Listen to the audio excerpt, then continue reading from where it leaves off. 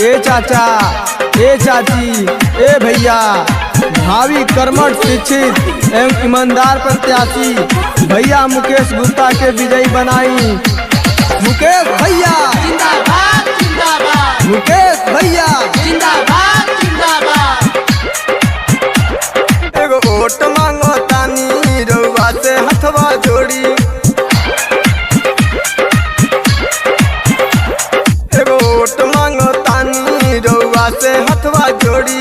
मन जोग नेता चुनी अब ढेर सोचल छोड़ी हो, अस कुछ नया कर दिखावे के बा, मुकेश गुप्ता के जितावे के बा हो, नहीं के विजयी बनावे के बा, मुकेश गुप्ता के जितावे के बा।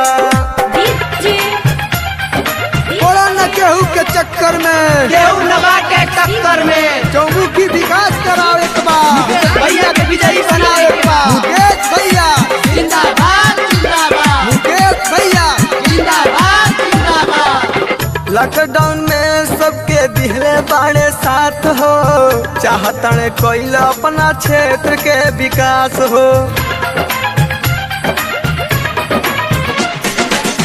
लॉकडाउन में सबके दिहले बाड़े साथ हो, चाहतन कोइल अपना क्षेत्र के विकास हो।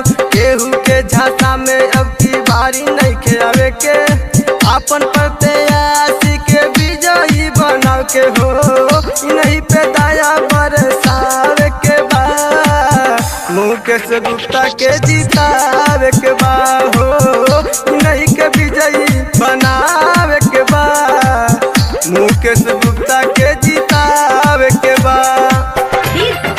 हम सबके सम्मान में मुकेश भैया मैदान में, सबका यही नारा है, मुकेश भैया हमारा है। मुकेश भैया जिंदाबाद जिंदाबाद, मुकेश भैया। जिंदाबाद जिंदाबाद। चाचा चाची तो एगो बात मोरा सुनी जा, इ नहीं के बीडीसी में प्रत्याशी चुनी जा।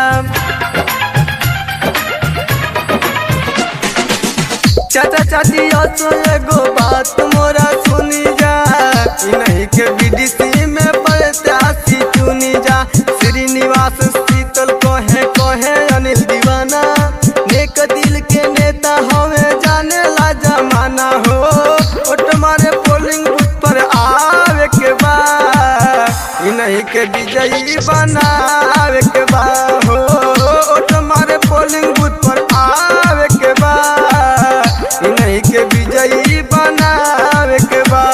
एगो वोट मांगो तानी रउआ से हथवा जोड़ी, मन जोग नेता चुनी अब ढेर सोचल छोड़ी हो, अस कुछ नया कर दिखावे के बा, मुकेश गुप्ता के जितावे के बा हो, नहीं के विजयी बनावे के बा, मुकेश गुप्ता के जितावे के बा।